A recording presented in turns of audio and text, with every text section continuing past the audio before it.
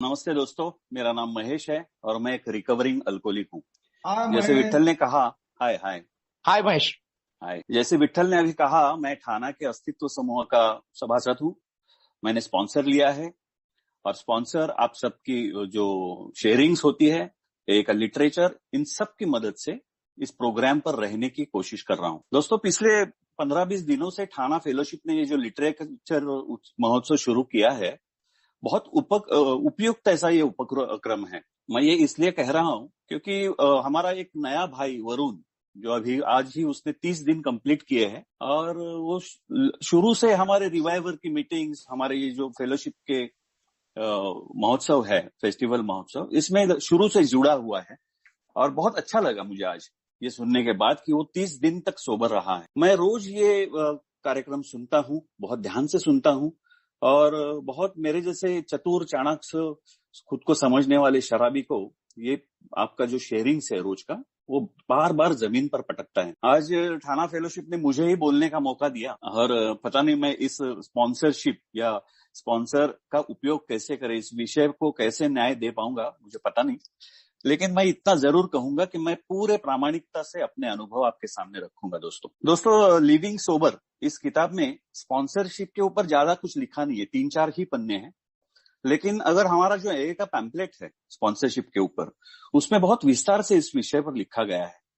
तो मैं नए मेंबर्स को कहूंगा, अगर किसी को और जानकारी चाहिए तो कृपया वो पैम्पलेट पढ़े। दोस्तों, मेरा जो सफर है अल्कोहलिक एनोनिमस का, ये कुछ 25 अल्कोहलिक एनोनिमस का नहीं, मेरा अल्कोहलिज्म का जो सफर है वो 25-30 सालों का है। दोस्तों, 95 में मैं थोड़ा सा एक 10 मिनट अपने बारे में बताऊंगा और फिर मैं विषय की तो ओर जाऊंगा।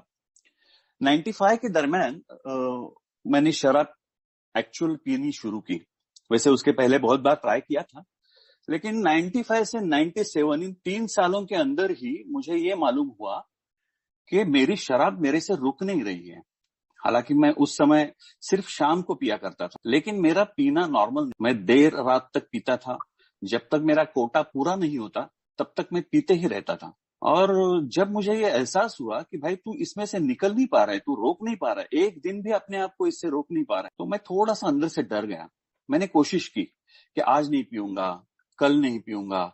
सुबह से दोपहर तक, शाम तक मैं ठीक रहता था, लेकिन जैसे जैसे शाम होने लगती थी, मेरे अंदर का जो अल्कोहलिक है वो कुछ ना कुछ अपने आप मुझे कन्विंस करके मैं उस वाइन शॉप में जाके वो लेके ही आता। इस तरह से 365 दिन में रोज शाम को पीने के बाद मैंने सोचा कि नहीं, अभी ये मेरे से होने वाला नहीं है और मुझे अपने आप को एडमिट करना पड़ेगा। मैंने पूना का एक मुक्तांगण करके रिहैब है, उससे बात की और मैं खुद जाके 97 में वहां पे एडमिट हो गया। दोस्तों, वहां 35 दिन का मेरा स्टे था।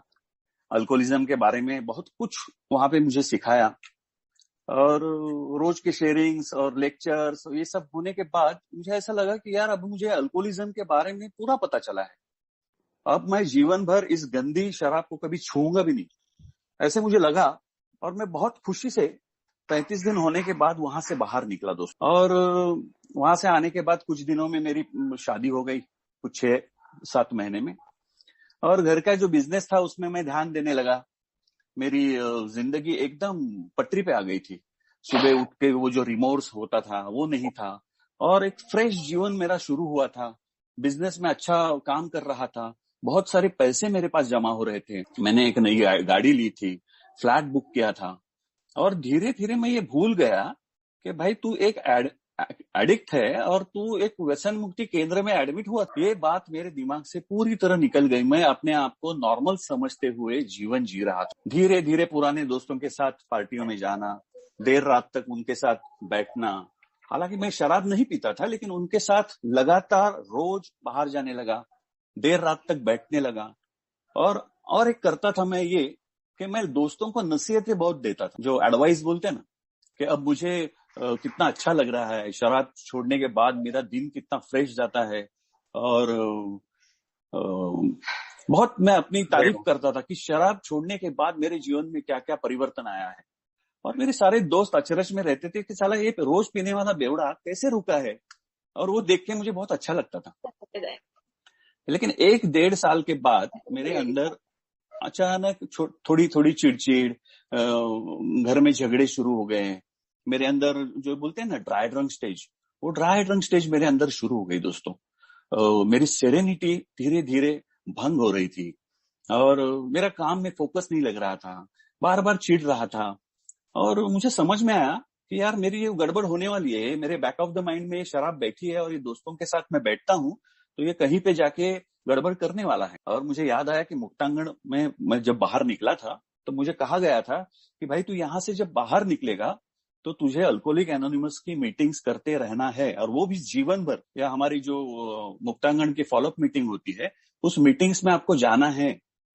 और ये उन्होंने ये कहा था कि जिंदगी में, असली जिंदगी से जब आप रूबरू होते हो ना, तो ये लड़ाई आप अकेले लड़ नहीं पाते, आपको एक ही या किसी की ना किसी की आपको मदद लेनी ही पड़ती है। और मैंने सोचा चलो अल्कोहलिक एनोनिमस का इतना बोल रहे हैं तो देख लेते क्या है। और मुझे याद है दोस्तों 1998 अगस्त महीना था, और हमारे थाना की एक नवप्रकाश करके ग्रुप है, उस मीटिंग में मैं जाने के लिए तैयार हो गया। कपड़े उपड़े तैयार, परफ्यूम मार के, नई गाड़ी लेके मैं वहां गया। मुझे लगा मेरा इंटरव्यू वगैरह लेंगे, मुझे सवाल पूछेंगे। मैं अपने आप को छुपते छुपाते वहां जाके पहुंचा, और वहां गया तो साधारण से दिखने वाले कुछ 15-18 लोग बैठे थे। अंधेरी सी वो रूम थी, ज्यादा लाइट भी नहीं था। और मैं जाके पीछे जाके बैठ गया, और एक एक साधारण सा आदमी उठता था, अपनी बात करता था, शेयरिंग करता था, और आके बैठ जाता था। फिर दूसरा उठता था, और कोई अपनी चोरी की थी, किसी ने चोरी की थी, किसी ने भीख मांगी थी, किसी ने, किसी की बीबी परिवार उसे छोड़ के गया था, कोई रास्ते पे आया था। और ये सब दुखदायक कहानियां सुनने के बाद मुझे ऐसे लगा कि यार मैं कहाँ आके बैठा हूँ, कौन है ये लोग, कहाँ से आए हैं। मैं तो ऐसा कभी नहीं पिया, ना मैंने पीने के लिए कभी चोरी की, ना मैंने भीख मांगी। मेरा फैमिली बैकग्राउंड अच्छा है, मेरे दोस्त, मैं जिन लोगों के साथ उठता हूँ बैठता हूँ, ये सब अलग, मैं अलग हूँ, आई एम डिफरेंट। और ये लोग कौन है? शायद ये लोग वो है जिन्हें शराब पीनी नहीं आई। मैं तो जैसे ही मुझे पता चला कि मैं पी नहीं सकता हूं, तो मैं अपने आप को जाके एडमिट कर दिया। और ये लोग ऐसे हैं जिन्होंने अपना लाइफ मैनेज नहीं कर पाए। ये सब वो लोग हैं जिन्हें हम बेवड़े कहते हैं, शराबी कहते हैं। ये लोग हैं, ये मैं बेवड़ा नहीं हूं, ऐसे मुझे लगा। और दोस्तों उस दिन मैं उस मीटिंग में चाय भी नहीं पिया, वहां से वैसे ही चलता बना। पूरी मीटिंग भी नहीं की, मैंने 4 या 5 शेयरिंग सुनी होगी। आज अगर कोई नया भाई यहाँ बैठा है तो मैं इसे जरूर कहूंगा, ये मेरा अनुभव, कि मैंने मेरी जिंदगी की सबसे बड़ी भूल की थी। मैं आज यकीन के साथ कहता हूं, मैंने बहुत सी गलतियां की है जिंदगी में, लेकिन ये सबसे बड़ी गलती है, मैंने अल्कोहलिक एनोनिमस की वो मीटिंग पूरी नहीं सुनी। उस दिन मैं अगर पूरे अंत तक वहां बैठता शांति से, शायद कोई भाई शेयर करता कि उससे मुझे आइडेंटिफिकेशन मिल जाता, मुझे फेलोशिप क्या है वो पता चलता, मैं कुछ तो सोच पाता, और आगे मेरे जो बर्बाद होने वाले 18 साल है वो शायद बच जाते। लेकिन नहीं दोस्तों, जो होना था वो तो हो गया। उस आधी मीटिंग के बाद मुझे पक्का याद है, मैं वो सीढ़ियां उतर रहा था, और मैंने अपने मन में ठान ली थी कि भाई जिंदगी में कुछ भी करूंगा, लेकिन अल्कोहलिक एनोनिमस का सीढ़ी फिर से कभी नहीं चढ़ूंगा। दोस्तों 3-4 या 5 महीने के बाद, मुझे ठीक से याद नहीं है, मेरी पहली स्लिप हो गई थी। उसके बाद स्लिप क्या, वो रिलैप्स ही थी। लगातार 6-8 महीना पी रहा, जितने 1-1.5 साल में रुका था रिहैब के बाद, वो पूरी कसर मैंने भर के निकाल दी। और फिर वापस गया। मुक्तांगण के हमारे जो प्रमुख है अनिल अवचट जी, बाबा कहते हैं, महाराष्ट्र के प्रसिद्ध लेखक है, उनसे जाके मिला। उन्होंने मुझे समझाया कि देख, यह अल्कोहलिज्म एक भयंकर बीमारी है, और इससे खिलवाड़ मत कर। तू इतना अच्छा 1-1.5 साल निकाला है, तो फिर से एडमिट होना है क्या तुम्हें? तो मैंने कहा एडमिट तो नहीं होगा, लेकिन उनसे बात करने के बाद मुझे बहुत हौसला मिला, और मैं फिर घर में आया, बीवी से कहा कि मैं रोज शाम को अभी जल्दी खाना खाऊंगा, ये करूंगा, दोस्तों के साथ नहीं जाऊंगा, जेब में कम पैसे रखूंगा। जो जो हमें सिखाया था रिहैब में, वो सब मैं करने लगा। फिर 2-4 महीने, 6 महीने, 8 महीने निकल जाते थे, अचानक मेरे जीवन में वापस शराब आ जाती थी। और ये लगातार दोस्तों 18 सालों तक चला। मेरे सोबराइटी में कंसिस्टेंसी नहीं थी, और ना ही मेरे पीने में भी कंसिस्टेंसी। और ये लगातार होने के बाद मैं थक गया था दोस्तों। अपने ऊपर का जो विश्वास होता है एज ए इंसान, मैं जब जवान था एकदम, मुझे पक्का याद है, मैंने मेरे करियर के बारे में इतने सपने देखे थे, इतना सोचा था, और मैं जो सोचता था, जो ठान लेता था, वो मैं कंप्लीट करता था। मेरी विल पावर बहुत तगड़ी थी, मेरे पूरे रिश्तेदार, मेरे दोस्त मुझे मानते थे। लेकिन शराब के सामने मैं कुछ नहीं कर पाता था, हर बार मैं हारता था और इससे मेरा कॉन्फिडेंस टूट रहा था दोस्तों। मैंने शराब छोड़ने के लिए ये 18 सालों में बहुत से प्रयास किए। आर्ट ऑफ लिविंग गया, ब्रह्म विद्या गया, वो माउंट आबू में है, नहीं वो ब्रह्म कुमारी, वहां गया। ब्रह्म विद्या का 6 महीने का कोर्स है, वो किया। REBT करके एक कोर्स है, रैशनल इमोटिव बिहेवियर थेरेपी, वो करके देखा। विपश्यना केंद्र 2-3 बार जाके आए। मुझे किसी भी प्रकार से जो शांति बोलते हैं, सेरेनिटी बोलते हैं, वो नहीं मिल रहे थे दोस्तों। मुझे पैनिक अटैक्स आते थे, मैं डरा डरा सा, सहमा सहमा सा रहता था। मुझे लगता था थोड़ा सा हार्ट में इधर पेट में दुखा, छाती में दुखा तो लगता था हार्ट अटैक आ जाएगा। मैं अपने न जाने कितनी बार मैंने ECG निकाला है, मेरे जैसा डरपोक इंसान ही नहीं है। मुझे रेस्टलेस, इरिटेबल और जो डिस्कंटेंटेड बोलते हैं, उस प्रकार की मेरी अवस्था हो गई थी, अस्वस्थ। शांति ही नहीं मेरे जीवन में। और मेरी शराब जब बंद रहती थी ना दोस्तों, तब भी मैं शांत नहीं, पीता था तब भी शांत नहीं। तो मेरे दिमाग और आत्मा से शायद वो जुड़ने वाली कोई वायरिंग में प्रॉब्लम हुआ। और दोस्तों मुझे लगता है कि हर शराबी का ना एक रॉक बॉटम, जरूरी नहीं है कि उसे रास्ते पे गिरना चाहिए, उसे गटर में गिरना चाहिए, उसकी बीवी छोड़ के जानी चाहिए। और मुझे ये मालूम ही नहीं पड़ रहा था कि मुझे लग रहा था कि मैं शराब को रोक रहा हूँ, 6-6 महीना बंद कर रहा हूँ, 8-8 महीना बंद कर रहा हूँ, कभी 1 साल भी बंद किया है। इसका मतलब मुझे पीने का हक है, मैं पी सकता हूँ। जब भी मेरी अगली शुरू हो जाती थी शराब, तब मुझे लगता था कि यार पीछे अभी छोड़ा ना, बस अभी 8 महीने इतने निकाले ना, तो अभी थोड़े पी लेते हैं। मुझे ये मालूम नहीं हो रहा था कि रुकने के बाद मेरी वापस शुरू हो रही है। मैं ऊपर से नॉर्मल दिखता हूँ दोस्तों, लेकिन मेरे अंदर एक अजीब सा तूफान शुरू होता है, वो बाहर किसी को पता ही नहीं चलता। मेरे सारे बुराइयों का, मेरे कैरेक्टर डिफेक्ट्स का एक गोल गोल घूमने वाला तूफान मेरे अंदर हमेशा चालू रहता है। जब मैं शराब पीता हूं तो वो शांत हो जाता है। लेकिन अब मुझे शराब छोड़नी है, क्योंकि मेरे ऊपर संस्कार ये हुए, मुक्तांगण में मेरे ऊपर संस्कार हुए, मेरे फैमिली में संस्कार है। मुझे शराब नहीं पीनी है, मैं दिल से चाहता था कि मुझे नहीं पीनी है, नहीं पीनी है। जब भी कोई अच्छी फैमिली में देखता था, अपने बच्चों के साथ गार्डन में गए हैं, मियाँ बीवी, ज्यादा पैसे नहीं है, गाड़ी नहीं है, कुछ भी नहीं है, लेकिन बहुत खुशहाल लोग जब भी मैं देखता था, मैं मायूस हो जाता था कि यार मेरे जीवन में ये क्यों नहीं हो रहा है। सुबह से रात तक सिर्फ शराब छोड़ना है, पीना है, छोड़ना है, पैसा जुगाड़ करना है, यही इसमें ही मेरे 25-30 साल चले गए। उस दिन दोस्तों मुझे याद है, 11 जून था 2017, आखिरी दिन। बहुत रात को बहुत ज्यादा पिया, उल्टियां कर करके पिया, क्योंकि अभी आगे जाके छोड़नी थी ना। दूसरे दिन सुबह 6 बजे मेरे बीबी को लिया और मुक्तांगण गया पूना में। और हमारी जो संचालिका है मुक्तांगण की, मुक्ता ताई बोलते हैं हम सब उसे, तो उनसे जाके मिला। मैं उनको कहा कि ऐसे बार बार हो रहा है, ये बहुत सालों से चल रहा है, क्या करूं मैं। उसने मुझे पूछा तुम क्या प्रयास कर रहे हो।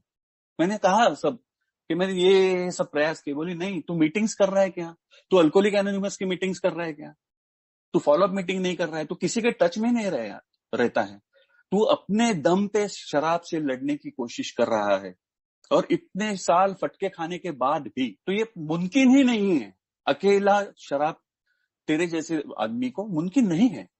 तुम्हें हमारी मदद लेनी पड़ेगी, किसी ना किसी की मदद लेनी पड़ेगी। और दोस्तों उस दिन मैंने तय किया कि मैं अभी अल्कोहलिक एनोनिमस की मीटिंग्स करूंगा। और फॉलोअप मीटिंग नहीं, अल्कोहलिक एनोनिमस की तब नहीं सोचा था मैंने, तब मैंने सोचा था कि अभी फॉलोअप मीटिंग करूंगा।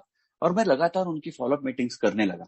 वो महीने में 1 बार मीटिंग होती थी, अच्छा लगता था, लेकिन महीने में 1 ही बार होती थी, लास्ट संडे सुबह 11 से 1 बजे तक। उस एक मीटिंग के ताकत पे मैं पूरा महीना रुक जाता था। ऐसे मैंने बहुत महीने निकाले वहां पे, मैं सोबर था, लेकिन फिर से मेरे जीवन में वही स्टोरी रिपीट होने लगी। उदास, चिड़चिड़ा, जीवन में कुछ अर्थ ही नहीं है, किसी में मन ही नहीं लगता है। मुझे वो सेरेनिटी की जो तलाश थी वो नहीं मिल रही। और दोस्तों भगवान जो हम बोलते हैं, ईश्वर कहीं ना कहीं होता है, और उसने वो एक अल्कोहलिक एनोनिमस का एक बंदा उस दिन शेयरिंग के लिए भेज दिया उस फॉलोअप मीटिंग में, और वो मुंबई में रहने वाला था। उसकी शेयरिंग मैंने सुनी और मेरे कान खड़े हो गए। यार ये तो मेरी स्टोरी बोल रहा है, बिल्कुल लगभग मेरी तरह ही इसका प्रॉब्लम है। मुझे 100 नहीं कहूंगा, लेकिन 80-90% आइडेंटिफिकेशन मिला कि यार ये, इसने अगर ये 7-8 साल सोबर रह सकता है तो मैं भी रह सकता हूँ। मुझे हौसला ही मिला उसका एक शेयरिंग सुनने के बाद। और मैं मीटिंग के बाद उसको मिला, उसने कहा कि उसका ट्रांसफर हुआ था, उस दिन सिंगापुर जा रहा था, दूसरे दिन जाने वाला था, लेकिन उसने कहा कि मैं तुम्हारे टच में रहूंगा, तुम्हें लगातार अल्कोहलिक एनोनिमस की मीटिंग करनी है, छोड़नी नहीं है। तुम्हारे पुराने जो अनुभव है वो भूल जाओ, वो तुम पागलपन था वो तुम्हारा, मेरे पे विश्वास रखो और तुम लगातार मीटिंग करते रहो। उसी दिन मैंने यूट्यूब पे गया, वहां पे शेयरिंग सुनने लगा। 101 शेयरिंग्स यूट्यूब पर है दोस्तों। भारत के सब जो बोलते हैं ना, हमारे स्टार स्पीकर्स की शेयरिंग्स है। हमारे ठाणा के कुशन भाई है, लक्की भाई है, पूना के शेयरिंग्स है, चंडीगढ़ की शेयरिंग्स है, दिल्ली 101 शेयरिंग्स है, और हर विषय पर शेयर। और वो सब सुनने के बाद मुझे लगा कि यार, अल्कोहलिक एनोनिमस में बहुत ताकत है। और मैं कितना पागल था कि एक आधे मीटिंग को मैंने मेरा एक इंप्रेशन बना दिया और मेरे 18 साल गवा दिए। चलो, देर आए दुरुस्त आए। उस दिन मैंने हमारे सीनियर मेंबर है ठाणा के, उनको फोन किया, इंटरनेट से नंबर निकाला और मैं मीटिंग करने लगा दोस्तों। अब मैं अगले 12 तारीख को, अगले महीने जून के 12 तारीख को मैं 4 साल कंप्लीट करूंगा। ये कोई बड़ी ये नहीं है, लेकिन मेरे जैसे नए अगर शराबी को इस अल्कोहलिक एनोनिमस ने क्या क्या दिया, तो बहुत दिया है दोस्तों। लेकिन आज का हमारा जो विषय है, स्पॉन्सर क्या होता है, तो मैं ये जरूर कहूंगा कि अगर स्पॉन्सर मेरे जीवन में नहीं आता तो शायद मैं अल्कोहलिक एनोनिमस में टिकता भी नहीं। ये 100% सच बात। स्पॉन्सर कौन होता है दोस्तों? मैं नए भाइयों से कहूंगा, अगर आप किसी अनजान देश में जाते हो काम के लिए, और आपको वहां जीवन भर रहना है, मान लो वहां की भाषा, वहां का चाल चलन, वहां के रास्ते, वहां की परंपरा, आपको कुछ भी पता नहीं है, आपको वहां जीवन भर रहना है। और ऐसे में अगर कोई ऐसा भाई आपके पास आता है, आपसे बात करता है, जो आपको समझता है, आपकी भाषा को समझता है, तो क्या आप उनसे दोस्ती नहीं करोगे? यकीनन करोगे दोस्तों, और करनी भी चाहिए। मैंने भी वही किया। अल्कोहलिक एनोनिमस में आने के बाद शुरू के 4-5-6 महीने में ऐसे यहाँ वहां मीटिंग करता था। कोई नया भाई खड़ा होता था, कोई रिक्शे वाला शेयरिंग करता, तो मन में बोलता था, क्या यार शेयरिंग करता है, इसको किसने सेक्रेटरी बनाया, इसको किसने चेयरमैन बनाया। यही मेरा चल रहा था शुरू शुरू में। और जैसे मैंने स्पॉन्सर लिया, उससे लगातार बात करने लगा, और मेरे को एक अलग सी ए में इंसाइट मिलने लगी। मेरे अंदर के जो सवाल थे, मेरी शंकाएं थी, मुझे ए में खटकने वाली बातें थी, मेरा प्रोग्राम छोड़ के भटकने वाला जो मन था, मेरा चंचल मन, मेरे अंदर की जो आई एम डिफरेंट वाली एटीट्यूड थी, इन सब पर मुझे मेरे स्पॉन्सर के अनुभव के बोल सुनने को मिल रहे। और दोस्तों, फ्री ऑफ चार्ज। कितना खुशनसीब लोग हैं हम कि एक 20-25-30-40 साल सोबर रहा हुआ एक इंसान आपको अपने अनुभव फ्री में बांट रहा है, प्यार से और खुशी से बांट रहा है। और फिर भी मैं देखता हूं अल्कोहलिक एनोनिमस में आज 5-5, 10-10 साल हुए लोग, उन्होंने कभी स्पॉन्सर लिया नहीं है, ना प्रोग्राम लिया है, सिर्फ मीटिंग के बल पे अपने आप को सोबर रख पा रहे हैं। जो अहम टूल है स्पॉन्सर, ये वापर ही नहीं रहे। मुझे बहुत अचंभा होता है। जैसे ही मैंने स्पॉन्सर लिया ना दोस्तों, मैंने शुरू में ही तय कर दिया, मैं यहां आके अपना अभी दिमाग नहीं चलाऊंगा। मैंने पूरे जीवन भर अपना दिमाग चलाया है, इस बार नहीं चलाऊंगा। इस बार मैं पूरे सरेंडर मोड में, सुनने के मोड में था, और मेरा काम आसान हो गया दोस्तों। एकदम शुरू में मुझे लगता था, जो अभी मैंने कहा कि कोई अनपढ़ गवार बात करे तो मुझे खटकता था। तो मेरे स्पॉन्सर ने मुझे कहा कि तू बाहर कौन था, क्या डिग्री लेके आया है, कितना पैसा कमाता है, तू कौन से फैमिली से है, तू ये सब बातें बाहर क्लासरूम के बाहर उतार के अंदर आने का। यहाँ हम सब के एक जैसे है, हम सब की समस्या, हम सब की बीमारी एक ही है। तू कौन से जाति का है, धर्म का है, क्या है, कुछ मतलब नहीं है। और ये बात मेरी पक्की दिमाग में बैठ गई। अपने आप को अलग समझना मैंने धीरे धीरे धीरे बंद कर दिया। सबसे महत्वपूर्ण है कि ये हम जो ईगो बोलते हैं, मैंपन बोलते हैं, इसे खत्म करने का प्रोग्राम है दोस्तों। ये कार्यक्रम हमें ये सिखाता है, ईगो डिफ्लेशन सिखाता है। और मैं अगर वहां जाके मेरी एक नई इमेज बनाने की कोशिश में रहूंगा, मेरा ज्ञान फाड़ूंगा, 4 लोगों को इम्प्रेस करूंगा, तो मैं कहूंगा कि मुझे प्रोग्राम समझा ही नहीं है। मैं अभी भी नहीं हूं विनम्र, लेकिन मेरा अंतिम ध्येय वो है कि मैं कैसे विनम्र बनूं। और मैं लगातार मेरे स्पॉन्सर से, जो भी मेरे सीनियर्स है, उनसे बात करते रहता हूं। मेरे अंदर थोड़ा भी अहम आता है तो मुझे तुरंत अभी पता चलने लगा है, क्योंकि मैं प्रोग्राम पे, और बहुत अच्छा लगता है दोस्तों। तो दोस्तों, ये स्पॉन्सरशिप की जो शुरुआत है अल्कोहलिक एनोनिमस में, इसका एक रोचक इतिहास, ये भी मेरे स्पॉन्सर ने ही मुझे बताया था। 1937-38 की बात होगी, मुझे मालूम नहीं एग्जैक्टली, लेकिन एक्रॉन ओहियो शहर जो है और न्यूयॉर्क, वहां के जो अस्पताल है, उन्होंने जो शराबी लोग होते हैं, बेवड़े होते हैं, उनको एज ए पेशेंट एडमिट करना शुरू कर दिया। तो उनके साथ हमारा एक बंदा उसके साथ जाता था, उसकी जिम्मेदारी लेता था, उसे एडमिट करते समय उसके साथ रहने का।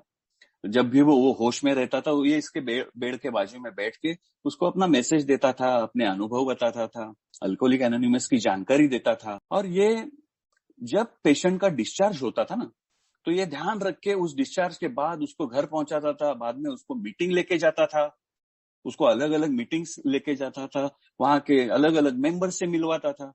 बेसिकली वो नए भाई को एए में कंफर्टेबल करने का वो काम करता था, जो हम सब भी करते हैं कभी कभार। लेकिन ये काम है अल्कोहलिक एनोनिमस के इनिशियल स्पॉन्सर का। और उसी समय एक दिलचस्प बात हुई दोस्त, एक्रॉन सिटी के बाजू में क्लीवलैंड नाम का एक शहर है, छोटा सा शहर है क्लीवलैंड। और वहां का एक ए मेंबर जिसका नाम है क्लेरेंस, वो क्या करता था, वो जो नए शराबी होते थे उनसे वो 1-to-1 बात कर, उन्हें 12 स्टेप प्रोग्राम करवाता था। एक शराबी से हर एक शराबी में एक स्पेशल दिलचस्पी लेके उससे बात करता था। और व्यक्तिगत ध्यान देने की वजह से हुआ ये कि क्लीवलैंड में जो सोबराइटी का रेशो है वो बढ़ने लगा। उस जमाने में न्यूयॉर्क में 1-2 या 2-3 पेशेंट ठीक हुआ करते थे शराबी, तो क्लीवलैंड में 70-72 पेशेंट शराबी ठीक हो गए।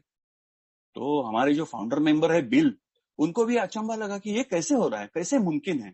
तो उन्होंने जाके जब देखा, खुद वो क्लीवलैंड गए और देखा तो क्लेरेंस की स्पॉन्सरशिप चल रही है, वो सब शराबियों का प्रोग्राम ले रहा है, उनके अकेले में एक एक से बात कर रहा है। स्पॉन्सरशिप का चलन दोस्तों उस दिन से पूरे विश्व भर में प्रचलित होने लगा। ये बहुत इंपॉर्टेंट था, क्योंकि उसके पहले स्पॉन्सर जब नहीं था तब भी लोग सोबर होने वाले थे, लेकिन उसका जो स्पीड है वो ये क्लेरेंस की वजह से या क्लीवलैंड में जो भी हुआ उसकी वजह से बढ़ा। और इसका स्पॉन्सरशिप का जो पूरा क्रेडिट है, मैं कहूंगा, या सभी अल्कोहलिक के लोग मानते हैं कि वो क्लेरेंस को जाता है। तो दोस्तों, पहला स्पॉन्सर तो हो गया इनिशियल स्पॉन्सर। जो शराबी, जो इनिशियल स्पॉन्सर जो होता है वो शराबी को ढूंढता है, उसे देखता है, उसे मैसेज देता है, उसे मीटिंग लाता है, और जो प्राथमिक जानकारी देनी है वो देता है, सबसे पहचान करवाता है। इनिशियल स्पॉन्सर का काम हम लोग में से बहुत लोग करते ही हैं, ये बहुत महत्वपूर्ण काम है। लेकिन इससे भी महत्वपूर्ण काम है प्रोग्राम स्पॉन्सर का। अब दोस्तों, प्रोग्राम स्पॉन्सर होता कौन है? प्रोग्राम स्पॉन्सर एक फ्रेंड, फिलोसोफर और गाइड होता है। इस स्पॉन्सर को हमें ढूंढना पड़ता है, वो हमें नहीं ढूंढेगा। हम जब इनिशियल मीटिंग में जाते हैं 2 महीना, 4 महीना, 6 महीना, तो हम अलग अलग मेंबर से मिलते हैं, हमें बेसिक नॉलेज मिलने लगता है और मीटिंग करके अच्छा लगता है, हमारी शराब बंद होती है, नए दोस्त मिलते हैं। लेकिन मैं कहूंगा कि उसी समय हमें हमारे भविष्य के स्पॉन्सर पे ध्यान रख के, हमारा भविष्य का स्पॉन्सर कैसा है, तो वो हमें मीटिंग में ही मिलने वाला है। और बहुत से मेंबर क्या करते हैं दोस्तों, गलती ये करते हैं कि स्पॉन्सर चुनने के वक्त वो देखते हैं कि उसका स्टेटस मेरा स्टेटस मैच हो रहा है, या उसकी पसंद मेरी पसंद आपस में मिल रही है क्या, वो मेरे जैसा सोचता है क्या, मेरी जैसा बात करता है क्या। ये बहुत से मेंबर्स देखते हैं। मैं उसे पूरी तरह से गलत नहीं कहूंगा, लेकिन ये क्राइटेरिया नहीं होना चाहिए। दूसरा, एक बहुत से गलतियां करते हैं नए शराबी, पैसे वाला स्पॉन्सर देखते हैं जिसकी बहुत जान पहचान है, ए में सब जगह छाया हुआ है, और शायद कभी आगे जाके ये मुझे नौकरी लगवा देगा, या कभी पैसे की जरूरत पड़े तो मुझे मदद करेगा। पता नहीं क्या दिमाग में होता है, लेकिन वो पैसे वाले, थोड़ा सेटल किस्म का स्पॉन्सर ढूंढने की कोशिश करते हैं। तो दोस्तों, मैं कहूंगा कि हमें हमारे स्पॉन्सर में क्या देखना चाहिए, वो क्राइटेरियाज क्या होने चाहिए। तो नंबर 1 क्राइटेरिया, उस मेंबर ने खुद स्पॉन्सर लिया है क्या, ये बहुत अहम है दोस्तों। उस मेंबर ने 12 स्टेप प्रोग्राम किया है क्या वो मेंबर एक जिम्मेदार ए मेंबर है क्या उस मेंबर में नम्रता, कृतज्ञता दिखती है क्या वो मेंबर नए शराबियों के प्रति एक जो प्यार भरा रवैया होता है वो अपनाता है क्या वो मेंबर जो उसे मिला है वो औरों से बांटने में रुचि रखता है क्या। और सबसे महत्वपूर्ण बात यह है दोस्तों कि क्या मैं उसके साथ बात करने में, अपने जिंदगी की किताब उसके सामने खोलने में कंफर्टेबल हूं क्या? क्योंकि मुझे मेरा अगर प्रोग्राम उस स्पॉन्सर के साथ करना है तो मुझे मेरी किताब खोल के रखनी पड़ेगी। मेरे पास कोई दूसरा ऑप्शन नहीं है दोस्तों कि मैं आधी बात बताऊंगा, मुझे यही इतना ही बताऊंगा, उतना ही बताऊंगा, ये नहीं चलेगा। हमारा कार्यक्रम और ये कार्यक्रम जो है 12 स्टेप प्रोग्राम जो है वो हम में से हर एक को लेना ही है। ये दोस्तों कंपलसरी नहीं है। एएमए किधर भी बताया नहीं है कि ये कंपलसरी है, ये सजेस्टिव है। लेकिन आप ध्यान से सुनिए कि ऐसा देखा गया है कि बिना प्रोग्राम लिया हुआ शराबी और जिसने प्रोग्राम लिया है, वो दोनों शराबी में अंतर होता है। सिर्फ शराब बंद करना ये हमारा प्राथमिक लक्ष्य होता है दोस्त। लेकिन जैसे जैसे हम यहाँ पुराने होने लगते हैं, हमें पता चलता है कि शराब तो अभी उस बुखार जैसी थी। बुखार तो एक लक्षण है ना, असली समस्या मेरे शरीर के अंदर है। उसका जो ऊपरी ऊपरी लक्षण है वो बुखार था। उसी प्रकार शराबियत ये एक लक्षण है, मेरी बीमारी अलग ही है। शायद वो मेरा आध्यात्मिक अधपतन हो, शायद मेरे अंदर के जो कैरेक्टर डिफेक्ट्स है वो हो, शायद मेरा पास्ट है, शायद मैं जेनेटिकली बीमार हूं। मेरे अंदर बहुत से कारण हैं। मुझे उन कारणों तक अगर पहुंचना है तो मुझे 12 स्टेप प्रोग्राम करना ही है। और अगर मुझे 12 स्टेप प्रोग्राम करना है तो मुझे स्पॉन्सर लेने के दूसरा कोई जरिया ही नहीं है। सबसे आसान जरिया है स्पॉन्सर। तो दोस्तों, नए भाइयों को मैं स्पेशल कहूंगा कि आपने अगर लिया नहीं है अभी तक तो आप सोचिए, आपको आगे जाके लेना ही है और आप अभी से अपने भविष्य के स्पॉन्सर को चुनने की इसमें लग जाइए। अब देखिए, दूसरा एक अहम मुद्दा यहाँ ऐसे आता है कि स्पॉन्सर एक कोई प्रोफेशनल काउंसलर नहीं है। वो आप जैसा, हमारे जैसा, सब जैसा एक शराबी है, एक बीमार इंसान है। लेकिन वो हमसे पहले, बहुत पहले इस अल्कोहलिक एनोनिमस में आया है, उसने प्रोग्राम किया है, उसे यहाँ के सब रास्ते, यहाँ की परंपराएं, यहाँ के फिसलने वाले रास्ते सबका पता है। तो अपने जीवन पे नियंत्रण कैसा रखना है वो उसे मालूम है। और मुझे उससे वही मैं अगर उससे कोई आर्थिक सवाल पूछूंगा, मेरे टेक्निकल सवाल पूछूंगा, मेरे व्यावसायिक सवाल, पारंपरिक सवाल, ऐसे कुछ पूछूंगा तो कभी कभार स्पॉन्सर उसको जवाब दे भी देगा, लेकिन वो प्रोफेशनल काउंसलर नहीं है दोस्त। शराबी को प्रोग्राम, 12 स्टेप प्रोग्राम का कैसे लेना है, कैसे उसको हमारे हायर पावर के बारे में बोलना है, उसके क्रेविंग, ऑब्सेशन, इसके बारे में उसको कैसे समझाना है, कैसे मदद करना है। हायर पावर की जो संकल्पना है, कभी कभी क्या होता है कि शराबी मानते ही नहीं है, बहुत सालों से नास्तिक होते हैं या एग्नोस्टिक होते हैं, तो उसके बारे में स्पॉन्सर उसकी मदद करता है। लेकिन अगर हमारा कोई स्पॉन्सी यानी शराबी अगर नास्तिक है मान लीजिए, तो स्पॉन्सर कभी भी आप खुद के विचार आपके ऊपर ला देगा नहीं। वो धीरे धीरे अपने अनुभव बता के आपको कन्विंस करेगा। अगर आप कन्विंस नहीं होते हो ईश्वर के लिए तो कोई बात नहीं, वो आपको ईश्वर के लिए या किसी रिलीजन के लिए, ये रिलीजियस प्रोग्राम है ही नहीं, तो वो कन्विंस करेगा भी नहीं। वो सिर्फ ये कहेगा कि ग्रेटर देन मी ऐसी कोई शक्ति है, बस उस शक्ति को मानो। हमें किसी ना किसी शक्ति को मानना है और मान के ही हम उसको सरेंडर करके आगे जा सकते हैं।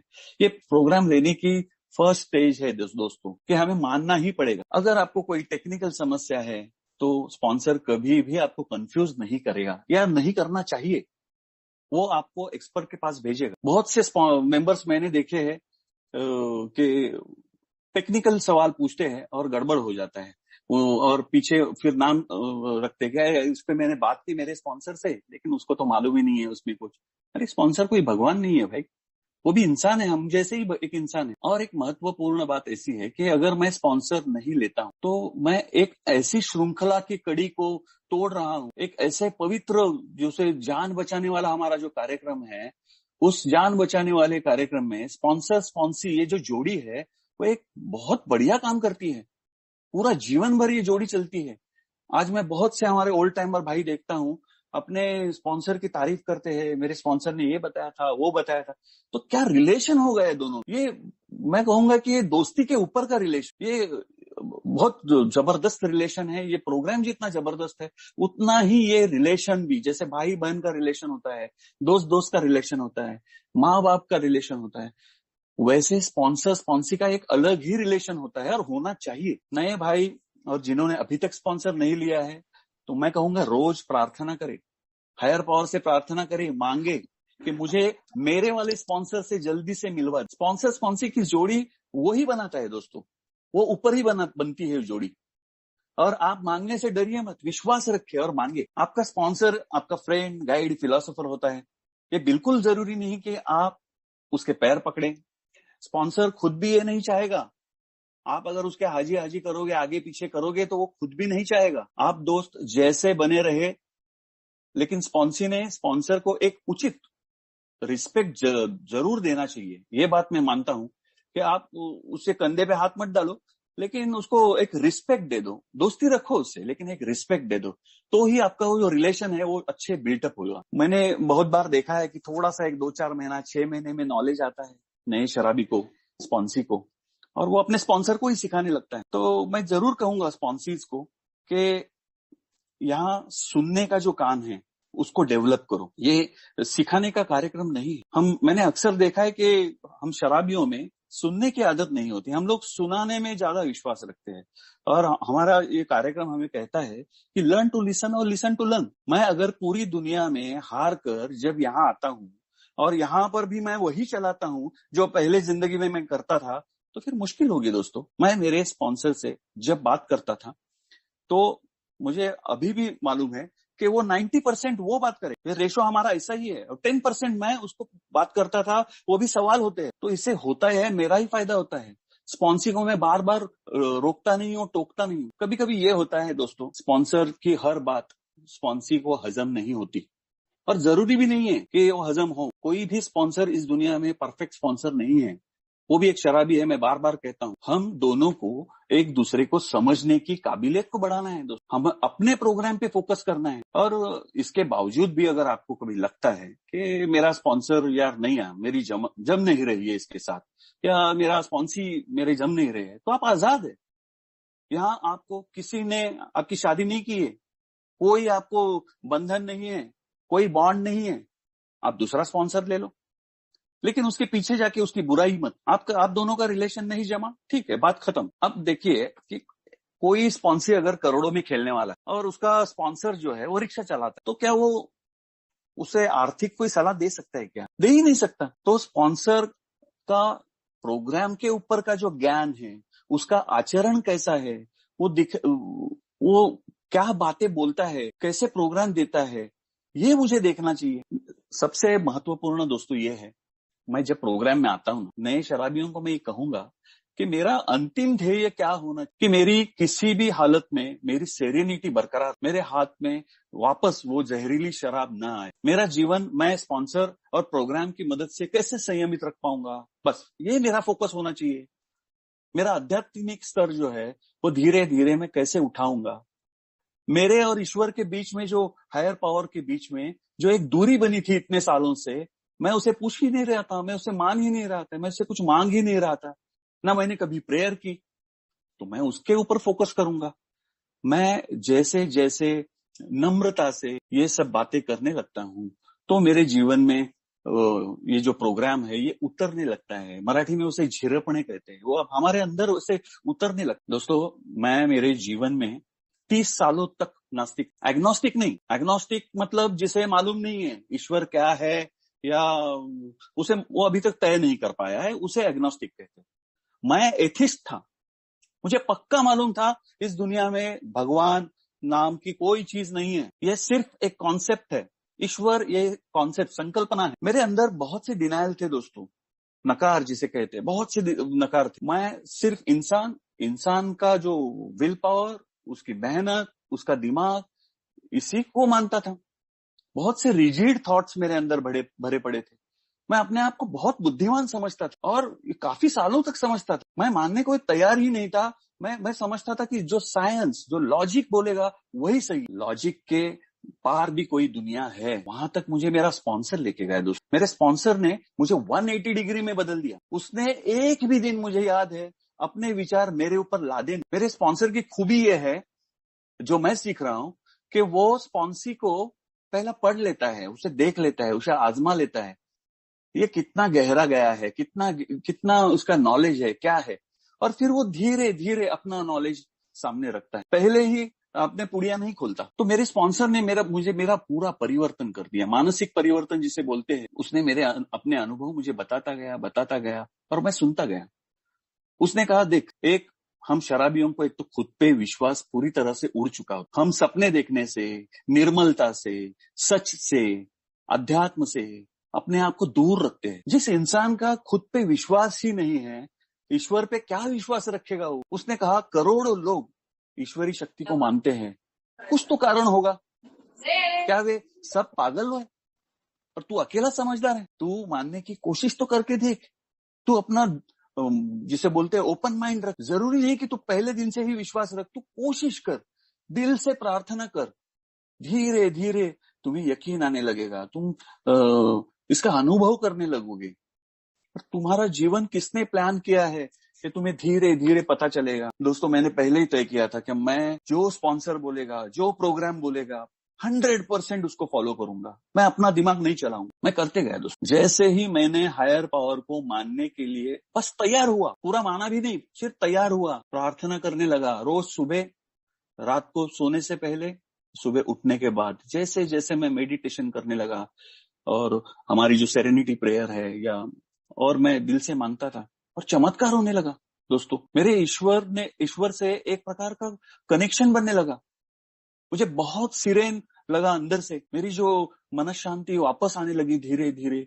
मैं मांगता था और मुझे मिलता था। मेरे पूरे जीवन में मुझे इस प्रकार की शांति मैंने पहले कभी भी महसूस नहीं की। ये जो मेरा ईश्वर से जो नाता बन गया है, ये एक अनुभूति है दोस्त। इसका वर्णन करना है ना, बहुत मुश्किल है। आप अपना ओपन माइंड रख के, नम्रता से, 100% सरेंडर होके इसकी अनुभूति ले सकते हो। मैं मेरे स्पॉन्सर का ये उपकार जीवन भर नहीं भूल। एक अच्छा जो बैट्समैन होता है ना दोस्तों, वो स्पीड से जब सामने से गेंद आती है बैट्समैन की तरफ, तो उसे उतने ही ताकत से नहीं मारता है। अच्छा बैट्समैन जो होता है, वो उस गेंद के स्पीड को सिर्फ एक दिशा देता है, एक डायरेक्शन देता है, और वो बाउंड्री के पार जाती है गेंद। मेरे स्पॉन्सर ने यही किया। उसने कभी मुझे अपोज नहीं किया, उसने मुझे कभी डिबेट नहीं किया, कोई आर्ग्यूमेंट नहीं किए। एकदम स्मूथली वो जो प्रोग्राम है, ये जो ईश्वरी संकल्पना है, ये हायर पावर वाली संकल्पना मेरे अंदर ऐसे आराम से छोड़ दी। वरना मैं ये सब रिफ्यूज कर देता। मेरे जैसा बंडखोर, जिसने दुनिया में किसी का माना नहीं है, मगरूर किस्म का, मैं बिल्कुल नहीं मानता। तो इस प्रकार मेरे जीवन में बहुत स्पॉन्सरशिप से लेके बहुत ये है दोस्तों। और सबसे महत्वपूर्ण और एक स्पॉन्सर है जिसे हम सर्विस स्पॉन्सर कहते हैं। अगर हम लोग सर्विस में नहीं आएंगे तो यह एक ईश्वरी संदेश कैसे आगे जाएगा? सर्विस स्पॉन्सर को सर्विस के बारे में पूरा नॉलेज होना जरूरी है। अगर आप सर्विस स्पॉन्सर ढूंढ रहे हो तो उसे पूरा नॉलेज होना चाहिए। उसने खुद सर्विस की हुई चाहिए, उसने अलग अलग पदों पे काम किया हुआ चाहिए, उसका लिटरेचर का वाचन जबरदस्त होना चाहिए। मेरा नसीब इतना अच्छा है कि मेरा स्पॉन्सर, मेरा इनिशियल स्पॉन्सर भी था, मेरा प्रोग्राम स्पॉन्सर भी है, और मेरा सर्विस स्पॉन्सर भी वही है। तो ये एक आश्चर्य वाली और नसीब वाली बात है। लेकिन आप अलग अलग स्पॉन्सर ले सकते हो, जरूरी नहीं है कि एक ही आदमी वो करे। स्पॉन्सरशिप में दोस्तों और भी बहुत प्रश्न आते हैं, हम शायद ये 45-50 मिनट में पूरे नहीं कर पाएंगे। लेकिन स्त्री स्पॉन्सर पुरुष स्पॉन्सर को ले सकती है क्या, या पुरुष स्पॉन्सर स्त्री को स्पॉन्सर ले सकता है क्या? तो हमारे किताब में लिखा है कि बिल्कुल नहीं ले सकते। इसका कारण यह है कि हम जैसे शराबियों का जो चंचल मन है, वो प्रोग्राम से हटके कहीं एक हम नया रिश्ता ही पैदा न हो जाए, हम उस रिश्ते में फंस के हमारा पूरा ध्यान भटक जाए, तो ये करने की जरूरत ही नहीं है। इसीलिए जब भी देखा है कि पुरुष ने पुरुष स्पॉन्सर लिया है, स्त्री ने स्त्री लिया है, तो वो सक्सेसफुल हुआ है। तो लिटरेचर में ये कहा। दूसरा, ऐसा पूछते हैं बहुत से लोग कि हम एक से ज्यादा स्पॉन्सर ले सकते हैं क्या? तो आप अलग अलग कामों के लिए ले सकते हैं, जैसे सर्विस स्पॉन्सर, प्रोग्राम स्पॉन्सर। लेकिन प्रोग्राम के लिए आप 2 या 3 स्पॉन्सर लेंगे तो ये गड़बड़ वाली बात है। यहाँ बिल्कुल कहा गया है कि आप एक ही स्पॉन्सर एक काम के लिए लीजिए। हम जैसे शराबी क्या करते हैं कि 2 या 3 स्पॉन्सर लेते हैं, और हम क्या सुनना चाहते हैं वो हमारे लिए ज्यादा इंपॉर्टेंट रहता है। तो जो हमारे फेवर में बात करता है, हमें हमारी सहूलियत देने वाली जो बात होती है, उस स्पॉन्सर को हम पकड़ लेते हैं। तो ये गलत बात। फिर हम शायद कभी हमारे हाथ में शराब आती है तो हम बोल देते हैं नहीं, ये स्पॉन्सर ने ये बोला था तो उसने उल्टा बोला था, ये बोला था, तो ये सब गड़बड़ वाली बात है। इसीलिए एक कार्यक्रम के लिए एक स्पॉन्सर लेना चाहिए, ऐसा किताब में कहा गया है। अब बहुत से जो नए शराबी होते हैं उनको लगता है कि अरे यार, स्पॉन्सर मेरे लिए इतना टाइम दे रहा है और घंटों मेरे से बात करता है, फोन पे बेचारे का खर्चा भी होता है, तो मैं भी उसके लिए कुछ करूं अभी। तो मैं भाइयों से कहूंगा, भाइयों ये चिंता आप मत करिए। हमारा जो ये क्या बोलते हैं, इतना जबरदस्त प्रोग्राम अल्कोहलिक एनोनिमस का है कि आपको फ्री ऑफ चार्ज वो मिल रहा है। सिर्फ आप उसे प्यार से भर भर के अपनी झोली भर के लीजिए, और जो मिला है स्पॉन्सर से वो आपको आगे जाके देना है। ये श्रृंखला को आपको बरकरार रखना है, ये सर्विस को आपको जिंदा रखना है। जो स्पॉन्सर ने दिया है वो आगे जाकर आपको देना है। आपको स्पॉन्सर के लिए कुछ करने की जरूरत नहीं है। जब स्पॉन्सर आपको कुछ बता रहा है, आपको सिखा रहा है, अपने अनुभव शेयर कर रहा है, तो वो अपने आप को भी अपडेट कर रहा है, वो उसका भी फायदा हो रहा है। तो आप निश्चिंत रहिए, उसकी चिंता मत करिए। तो हम लोग नॉर्मल लोग नहीं है दोस्तों, तो हमारा जो फोकस है शुरू से वो पूरा प्रोग्राम पे 100% होना चाहिए। और आज का विषय छोड़ के मैं बात नहीं करूंगा, क्योंकि हमारा विषय स्पॉन्सरशिप के ऊपर है। और मैं जरूर कहूंगा कि 30-35-40 मिनट हुए हैं कि ये जोड़िया जो है, स्पॉन्सर स्पॉन्सी की जोड़िया, ये रब बनाता है। तो आप ईश्वर से मांगिए, प्रार्थना करिए, और एक बेहतरीन स्पॉन्सर आपको मिल जाएगा, विश्वास रखिए। दोस्तों, आज मुझे बोलने का मौका दिया थाना फेलोशिप का मैं दिल धन्यवाद बोलता हूँ।